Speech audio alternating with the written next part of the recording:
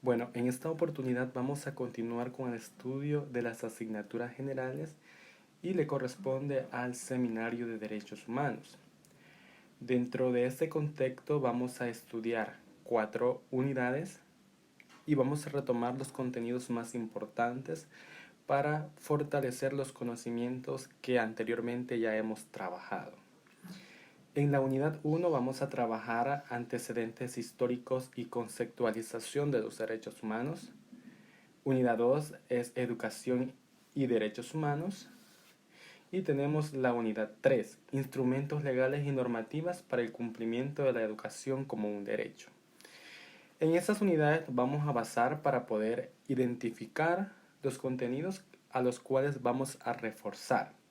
Es importante conocer el origen, la estructura de la palabra derechos humanos y se va a dar a conocer a continuación. A continuación vamos a desarrollar un contenido de la unidad número 1 que se llama Derechos Humanos, Conceptos y Principios. Son muchos y muy variados los conceptos existentes sobre los derechos humanos. Los mismos iban cambiando a lo largo de la historia, porque se construyeron a partir de necesidades humanas. Pero la pregunta es, ¿qué son los derechos humanos? Son un conjunto de existencia ética que proceden a todo orden legal de cualquier país, un horizonte de valores humanos, una variable por encima de creencias religiosas y filosóficas. Son un intento de lo que los seres humanos logran a través de su razón y su libertad para construir un mundo mejor. Los derechos humanos se presentan como una especie de derechos morales, ya que son exigencias éticas, valores que deben ser garantizados por los gobiernos de todos los pueblos. Pero ¿cuándo se tuvo la Declaración Universal de los Derechos Humanos? Considerando que el respeto a la dignidad inherente y a todos miembros de una familia humana y a sus derechos iguales e inalienables constituyen el fundamento de la libertad, de la justicia y de la paz del mundo. Los pueblos de las Naciones Unidas han proclamado de nuevo su fe en los derechos humanos, del hombre en la dignidad y el valor de la persona humana.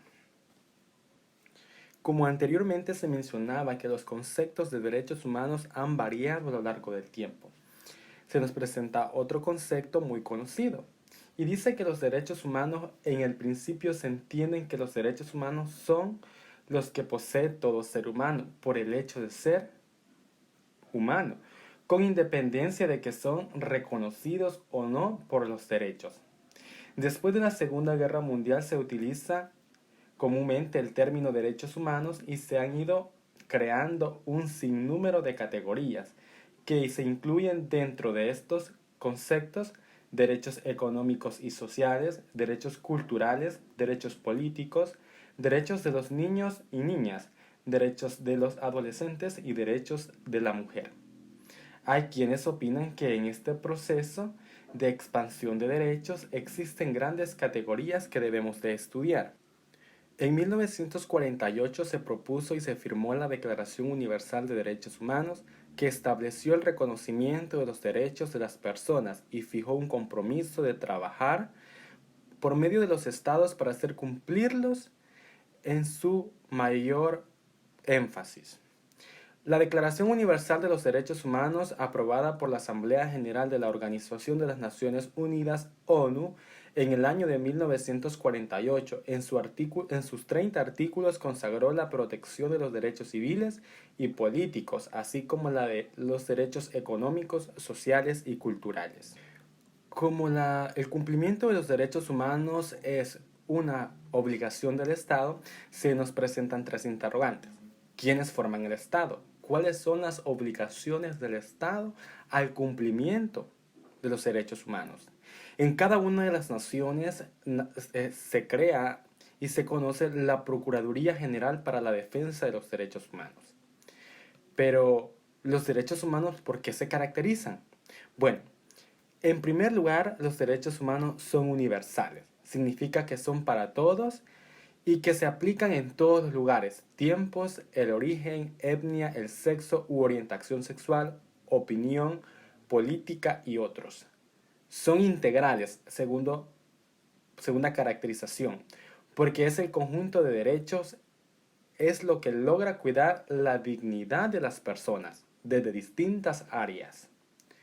Son irrenunciables e imprescriptibles, es decir, no se pueden quitar ni ceder, y nadie puede negarlos o limitarlos. Ahora bien, hablemos de los elementos de una concepción integral. Son integrales porque el conjunto de derecho es lo que logra cuidar la dignidad de las personas desde distintas áreas: salud, educación, alimentación y otros. Los derechos humanos son muy importantes hablando desde su concepción integral, y otra de las características de los derechos humanos es que son inalienables, intransferibles, renunciables y universales. Como que estas características nosotros anteriormente trabajadas en esta asignatura las hemos recordado, y se nos hace más fácil poder llevarla a cabo mediante un pequeño recordatorio. Pero cuando hablamos de universales, ¿a qué se refiere? Bueno, todas las personas son titulares o sujetos activos de todos los derechos humanos, sin distinción de edad, sexo, raza, idioma, nacionalidad, religión, condición económica o social, ideales políticos, preferencia sexual, impedimentos físicos o enfermedad, o cualquier otra condición. Esto no implica no respetar la diversidad política. Son indivisibles, interdependientes, integrales y complementarios. La dignidad de los procesos de la persona humana se garantiza a través del respeto y el reconocimiento de todos los derechos humanos, sean estos de naturaleza política y social. Y son irrenunciables, inalienables e intransferibles porque las personas no pueden renunciar a los derechos humanos. En el año de 1945, delegados de 50 naciones se reunieron en San Francisco para hablar acerca de esta Declaración Universal de Derechos Humanos. Dentro de esta Declaración Universal de Derechos Humanos se llevaron a cabo la subcategorización de derechos humanos, y es por eso que aparecían los derechos civiles y políticos, los derechos económicos sociales y los derechos culturales. Algunos de los derechos civiles y políticos que se retomaron en San Francisco fue acerca de: el primero, la libertad de opinión y de expresión, la reunión pacífica, la libertad de asociación, la participación de asuntos públicos y elecciones. El segundo es protección de los derechos de las minorías, y el tercero es que prohíbe la privación de la vida, la tortura, las penas o los tratos crueles o degradantes, la esclavitud y el trabajo forzoso, la detención o la prisión arbitraria, la discriminación y el odio racial o religioso. Dentro de los derechos económicos, sociales y culturales, que sabemos que son derechos socioeconómicos incluidos en la Declaración Universal de 1948, que incluyen el derecho a la vivienda digna, a la alimentación o al trabajo. Entre ellos está el derecho a trabajar en unas condiciones justas y favorables, el derecho a la protección social, a un nivel de vida adecuado y al disfrute del más alto nivel posible de la salud física y mental.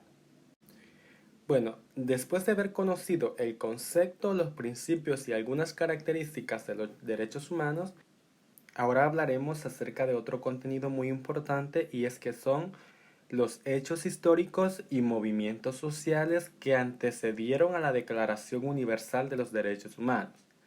Vamos a analizar una línea de tiempo con los hechos históricos y movimientos sociales que acontecieron. Al comienzo, antes de Cristo, no existían los derechos humanos. O sea, no teníamos qué era en sí un derecho humano.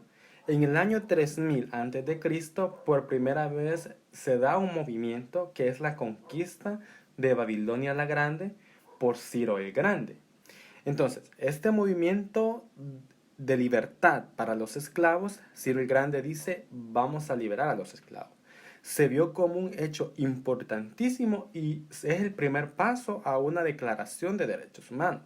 Quizás que esto de derechos humanos no es tan muy nuevo, ¿verdad? Cuando hablábamos acerca de la Declaración Universal que se da en el 48.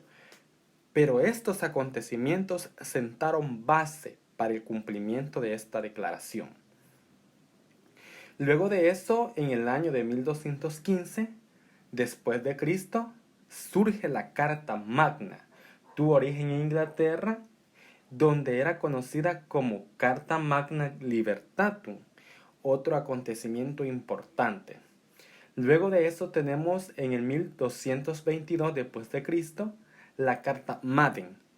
Como que estos tres factores tan importantes de la Carta Magna, la Carta Madden y la gran conquista de Babilonia por Ciro el Grande fueron sentando como esos movimientos revolucionarios para que las personas pudieran dar cumplimiento a sus derechos por el simple hecho de ser humanos. En el año de 1928 se da la petición de derechos que estableció los derechos de la gente. Para el año de 1976, la Declaración de Independencia de los Estados Unidos, que proclamó el derecho a la vida, la libertad y la búsqueda de la felicidad. Además, en ese mismo año, el gobierno británico de Jorge III aumentó los impuestos, estableciendo un PIN de timbre a todos los documentos jurídicos que fue suprimido. En 1789, la Declaración de los Derechos del Hombre y del Ciudadano, un documento en Francia que establecía que todos los ciudadanos son iguales ante la ley. Es la Revolución Francesa también en ese mismo año. Y la Ilustración, recordemos que era la corriente del pensamiento vigente y que se basaba en la razón. En el año de 1945 nace la Organización de las Naciones Unidas y para el 1948 se da la Declaración Universal de Derechos Humanos, el primer documento que proclamó los 30 derechos a los que todo ser humano tiene derecho. La Declaración Universal es la suma de una serie de principios que ya se habían anunciado en documentos previos, como por ejemplo la Declaración de los Derechos del Hombre y del Ciudadano de 1789, los derechos de la mujer y de la ciudadana en 1791, el Convenio de Ginebra sobre la esclavitud de 1925 y los Códigos de Malina sobre la moral internacional de 1937. El incumplimiento de los derechos humanos tienen antecedentes y en la actualidad todavía están presentes no solo en el país, sino también en el ámbito internacional. Los casos de las luchas nacionalistas en el Medio Oriente y en el África, la intervención de los Estados Unidos en Afganistán e Irak, son ejemplos claros del incumplimiento. Muy bien, ahora hablaremos acerca de la Declaración Universal de los Derechos Humanos, el origen y la evolución, reconocimiento y vigencia en el país, la región y el mundo. Para eso debemos de recordar que la reforma constitucional de 1991 a 1992 en materia de derechos humanos en El Salvador trascendió 8 años de vigencia de la Constitución de la República de El Salvador de 1983. La Asamblea Legislativa, que finalizó su periodo en abril de 1991, acordó la introducción en materias económicas. Los derechos económicos, sociales y culturales en El Salvador, las necesidades básicas de la mayoría de la población no están siendo atendidas en el 51% de la población en general. Los salvadoreños sufren de pobreza absoluta. Más de 153.000 niños menores de 5 años están desnutridos y la mortalidad infantil asciende a 46.000. El 40% de la población no tiene acceso a los servicios de salud. Existe un déficit de 470.000 viviendas. El 53% de los salvadoreños no tienen acceso regular de agua potable. El analfabetismo no solo disminuye y abarca el 29% de la población, y 379.000 niños no tienen acceso a la educación primaria. Estos indicadores presentan una situación económica y social que significa violaciones a los derechos económicos, sistemáticos y a los derechos a un nivel de vida adecuado, a la alimentación, a la salud, a la vivienda, a la educación y al empleo. Este panorama es producto de un proceso acumulativo de la pobreza respecto y de la falta de distribución de la riqueza, de los cuales históricamente se ha venido trabajando anteriormente. Ahora vamos a dar introducción a la unidad número 2 denominada Educación y Derechos Humanos, y vamos a hablar acerca del primer contenido, que es Educación y Derechos Humanos en el sistema educativo de El Salvador, su relación y su aplicabilidad. Es por eso muy importante que nosotros identifiquemos los factores en materia de derechos humanos. La educación en derechos humanos en los sistemas educativos se da como un principio, algo inherente que no se podría llevar a cabo. Al inaugurar la Conferencia Internacional sobre la Enseñanza de los Derechos Humanos y la Democracia en Montreal, Canadá, en marzo en el año de 1993, el director general de la UNESCO consideró necesario precisar que la educación referida a los derechos humanos es todo lo contrario a la enseñanza de un dogma. No se trata de enseñar o memorizar un texto, ni de promover determinados modelos de democracia. Se trata más bien de inculcar en los jóvenes los valores asociados a los derechos humanos y a la democracia. En los últimos análisis, esta educación significa estimular en todos y en cada uno de la voluntad de particular, con sentido muy claro de responsabilidad, en todos los aspectos de la vida política y social. Según el director general, la enseñanza de los derechos humanos abarca tres grandes aspectos: la transmisión de conocimiento específico, la aceptación de los valores y principios que sirven de base a los derechos humanos y a la democracia, la práctica de los derechos, de las libertades fundamentales y la democracia. Nos parece que corresponde concebir la educación para los derechos humanos como un elemento catalizador que debe implementar la totalidad del quehacer.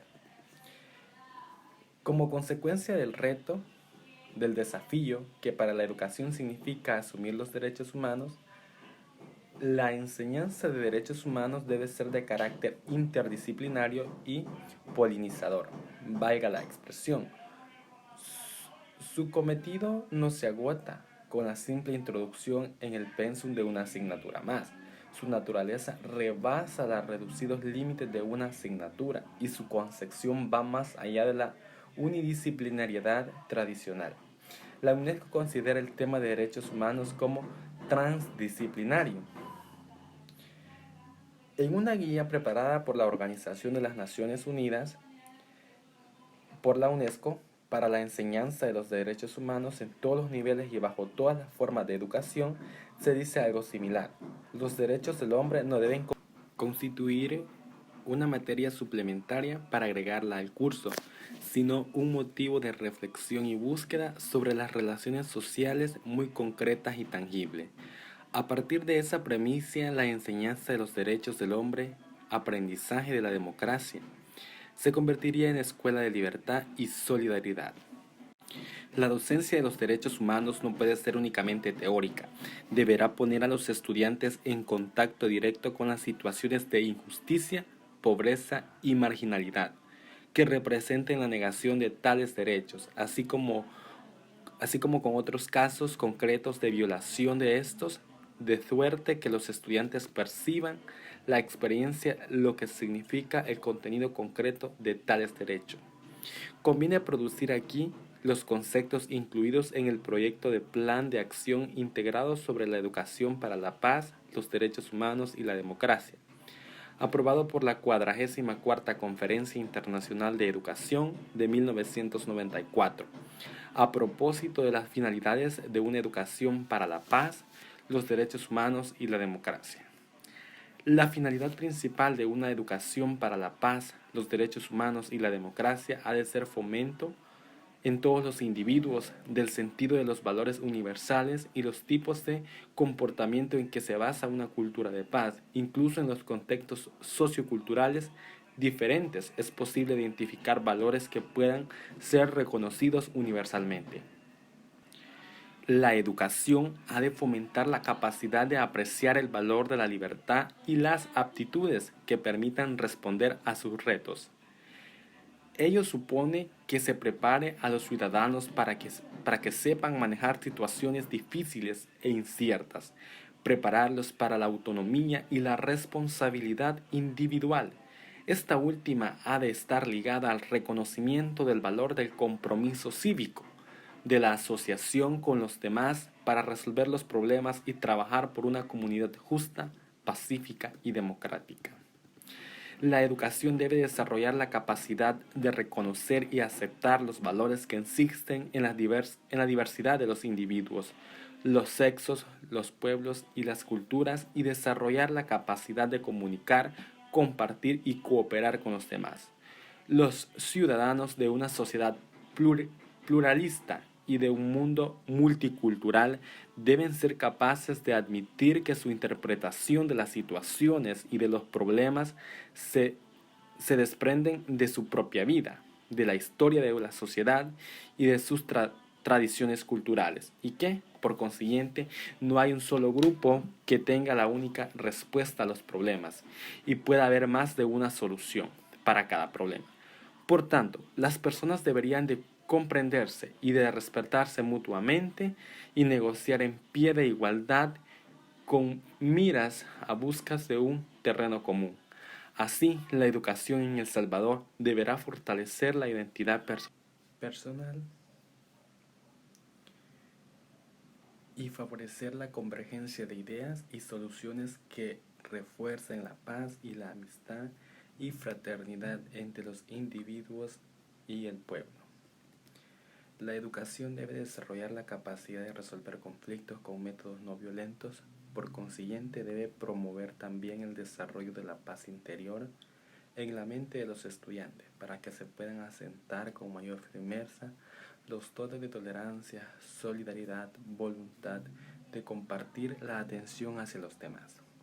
La educación debe enseñar a los ciudadanos a respetar el patrimonio cultural, a proteger el medio ambiente y a adoptar los métodos de producción y pautas de consumo que conduzcan al desarrollo sostenible.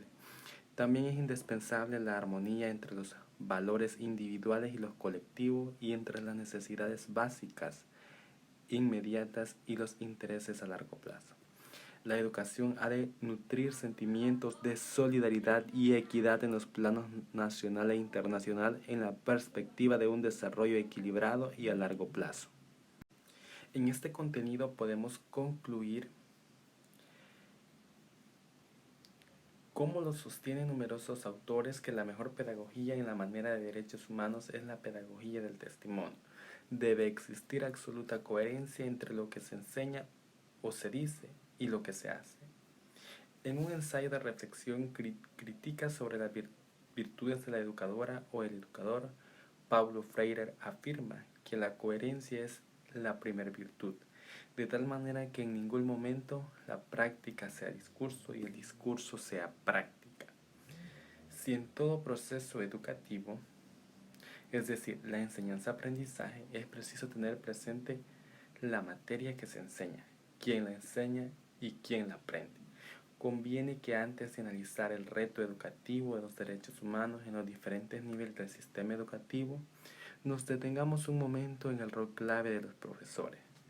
Si bien reconocemos también la importancia de un proceso educativo que se lleva a cabo al interior de las familias, en el seno de la sociedad y en general, y por influencia de los medios de comunicación en las familias, se inicia el cultivo de los valores, por lo que la conducta de los padres y de otros miembros de la familia puede contribuir de manera positiva o negativa a inculcar valores congruentes o con el respeto a los derechos humanos. Ahora estudiaremos el contenido, currículo nacional y derechos humanos, su vinculación y incidencia. La educación en derechos humanos en el currículo salvadoreño juega un eje transversal para el desarrollo de una sociedad más justa, próspera y humana, siendo esto uno de los principios del currículo. Dentro de la aplicación de un enfoque a la educación basado en derechos humanos necesita un marco legal que principalmente aborde el derecho soberano a la educación. Cuando se habla de educación en derechos humanos, se pretende entender una concepción diferente de la calidad de vida del ciudadano y el respeto de los derechos al mismo. El derecho a la educación exige el compromiso de asegurar el acceso universal a ella, comprendida la adopción de todas las medidas necesarias para llegar a los niños más marginados. No basta con llevar a los niños a la escuela, eso no garantiza una educación que habilite a las personas para alcanzar sus objetivos económicos y sociales, para adquirir las competencias, los conocimientos, los valores y las aptitudes que hacen surgir una ciudadanía responsable y activa. Este marco conceptual pone en relieve la necesidad de un enfoque global de la educación, abordando exhaustivamente el programa de estudio, la función desempeñada por el docente y los valores dentro del entorno del aprendizaje. El enfoque de educación en derechos humanos requiere el compromiso de reconocer y de respetar los derechos del niño mientras esté en la escuela. Dentro de este enfoque se deben resaltar 3 puntos. El primero es el derecho al acceso a la educación. Esta dimensión se basa en que todas las fases de la niñez y después de esta poseen una disponibilidad, accesibilidad a la educación e igualdad de oportunidades. Número 2. El derecho a una educación de calidad. El gobierno de cada nación debe comprometerse, en este caso el gobierno salvadoreño, con la educación, brindando los mejores programas de estudio que sean amplios y pertinentes, que busquen el desarrollo integral de cada ciudadano. Y número 3, el derecho al respeto en el entorno de aprendizaje. Los docentes dentro de los centros educativos deben armonizar las conductas de los estudiantes, procurar que los niños respeten su identidad, respetar la integridad de los participantes de cada uno de los estudiantes.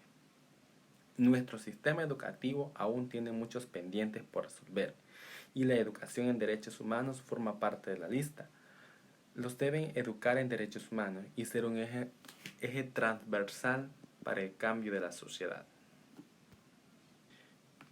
Damos paso a nuestro siguiente contenido, que es Derechos Humanos, Escuela y Territorio, Transformación del Aula y Participación de los actores de la comunidad y su cumplimiento. Con este tema, lo que se busca es profundizar sobre derechos humanos en la educación y la participación de la comunidad para el cumplimiento de los mismos. Es importante reconocer que una pedagogía centrada en los derechos humanos parte de la base de concebir la justicia desde un modelo de cultura de paz. La educación en derechos humanos, la escuela debe contribuir a una formación de valores de las personas como sujetos sociales de derechos que respondan a los principios de respeto, igualdad, diversidad, participación, los ámbitos democráticos de la sociedad y en el fortalecimiento de un enfoque de derechos integrado a la formulación de políticas públicas como garantía para su realización. Esto permitirá identificar tanto las acciones como las condiciones donde se hace efectivo o no el cumplimiento de tales derechos. ¿Qué le corresponde a la escuela?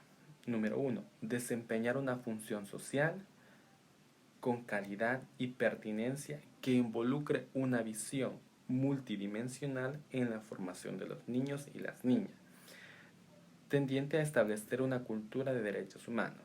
Número 2. Crear estrategias que propicien un mayor conocimiento de los actores educativos en la articulación de políticas públicas y derechos humanos. Número 3. Proponer modelos pedagógicos con enfoque de derechos humanos que posibiliten la inclusión, la permanencia, la participación, la equidad, la asequibilidad y la adaptabilidad a las necesidades, potencialidades de los niños y jóvenes. Finalizando este contenido, damos por culminado la unidad número 2. En cierta forma, compañeros, lo que estoy redactando son puntos claves acerca de toda la información recalcada, la cual fue analizada y fue rectificada. En ese momento verifiqué la información y consideré lo más importante para darle y compartirla con ustedes. Es por eso que ahorita vamos a ver un contenido de la última unidad, de la unidad 3, que se llama Instrumentos legales y normativas para el cumplimiento de la educación como un derecho. El contenido número 7 de todas las unidades se llama Pactos, convenios y leyes que sustentan la educación como un derecho y obligaciones del Estado y forma de cumplimiento. Para eso vamos a estudiar desde el comienzo acerca del derecho al acceso a la educación. Es el derecho de todos los niños y niñas, ¿verdad? La educación en igualdad de oportunidades y sin discriminación por ningún motivo. Para alcanzar este objetivo propuesto, la educación debe estar al alcance de todos los niños, ser accesible y ser integradora. La educación goza oficialmente de condición de derecho humano desde que se adoptó la Declaración Universal de Derechos Humanos en el año de 1948. ¿Cuáles son las instituciones que velan por eso? El Fondo de las Naciones Unidas para la Infancia, conocida como UNICEF, la Organización de las Naciones Unidas, ONU, Organización de las Naciones Unidas para la Educación, la Ciencia y Cultura, UNESCO, y la Organización Mundial de la Salud, conocida como la OMS. La educación en El Salvador, de acuerdo con la Constitución de la República, es un derecho inherente a la persona humana y en consecuencia es obligación y finalidad primordial del Estado su conservación y finalidad fomento y difusión, para lo cual creará instituciones y servicios que sean necesarios. El Salvador se ha definido que la enseñanza que se imparta en los centros educativos oficiales será esencialmente democrática y que los centros de enseñanza privados estarán sujetos a reglamentos e inspecciones del Estado y que podrán ser subvencionados cuando no tengan fines de lucro. La Constitución de la República ordena que ningún establecimiento de educación podrá negarse a admitir alumnos por motivos de la naturaleza de la unión de sus progenitores o guardadores, ni por diferencias sociales. Ahora continuaremos con el contenido Normativas de convivencia en la escuela salvadoreña y el derecho a la educación, relación de los instrumentos legales y su vinculación. Podemos comenzar definiendo qué es una norma. Se puede definir el concepto de norma como toda regla de carácter obligatorio que manda, permite o prohíbe una determinada conducta o comportamiento al interior del grupo social al cual se pertenece. Uno de estos grupos sociales es la escuela. Ahora bien, hablemos de la construcción de la convivencia escolar. La convivencia escolar se constituye con tres dimensiones. Una está asociada a la construcción de una vida en comunidad que se inicia en la familia y continúa en la escuela. La segunda está relacionada con la perspectiva psicológica y finalmente con el contexto jurídico y social en que se enmarca la convivencia escolar. En lo relativo a la colectividad, la convivencia escolar es un elemento nuclear de la calidad de educación. El informe de la UNESCO, presidido por Delors en el año de 1996, en la educación encierra un tesoro, sostiene que dos de los 4 pilares de la educación que un mundo justo necesita son aprender a vivir juntos, aprender a ser. Por tanto, la convivencia escolar es de capital importancia. Para la construcción de una calidad de educación de nuestro país, es la plataforma de una competencia básica, como lo es la competencia social y la formación para la adquisición de la conciencia democrática.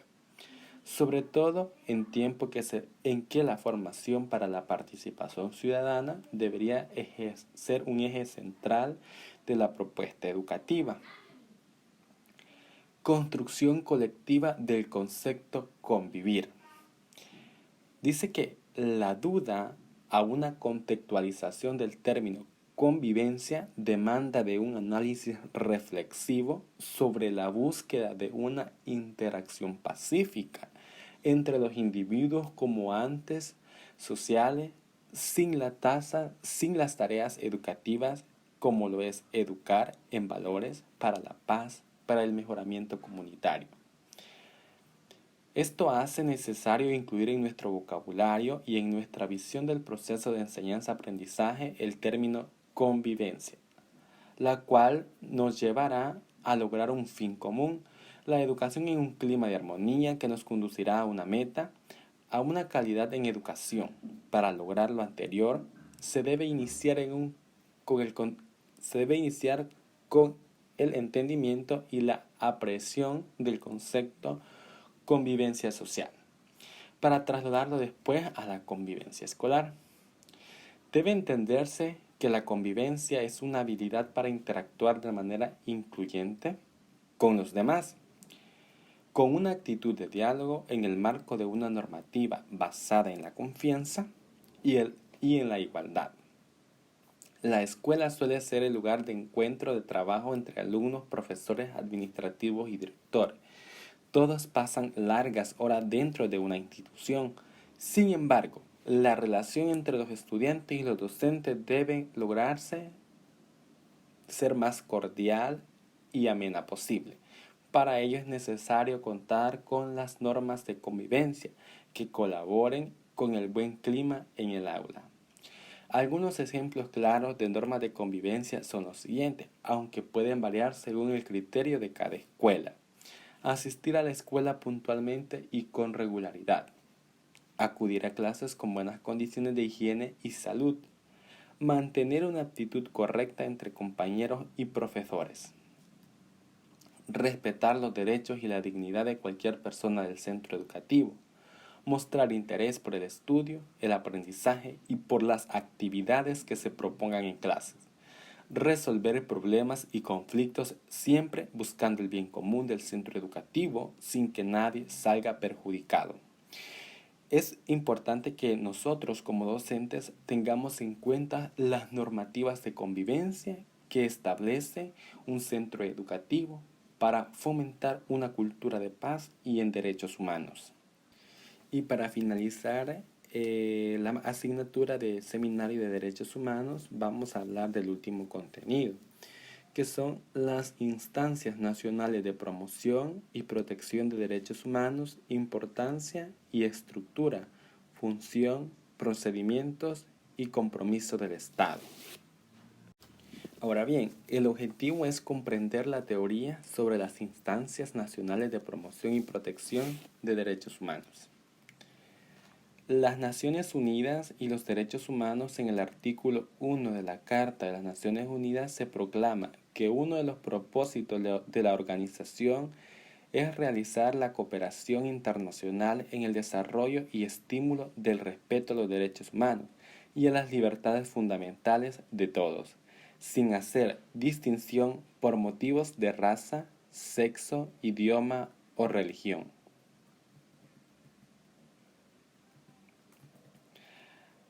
órganos no gubernamentales son órganos gubernamentales. Todas las entidades que no forman parte del apartado del gobierno, como la sociedad civil, los medios de comunicación y las empresas. La sociedad civil desempeña una función especial cultivando una cultura universal de derechos humanos, especialmente mediante la gran labor de las ONGs que por su independencia y flexibilidad pueden a menudo expresarse y actuar con más libertad que los gobiernos o las organizaciones intergubernamentales, las instituciones religiosas y las organizaciones que prestan servicios a la comunidad son también actores fundamentales. El papel del Estado, la responsabilidad principal de la protección de derechos humanos recae en los gobiernos. En los últimos decenios, la mayoría de los países se han adherido a los principales tratados de derechos humanos. En esos instrumentos se impone jurídicamente la obligación de aplicar en el plano nacional las normas de derechos humanos que contiene. Y es así como se culmina, ¿verdad?, la asignatura del Seminario de Derechos Humanos, haciendo énfasis en los aspectos más importantes de cada uno de los contenidos. Gracias.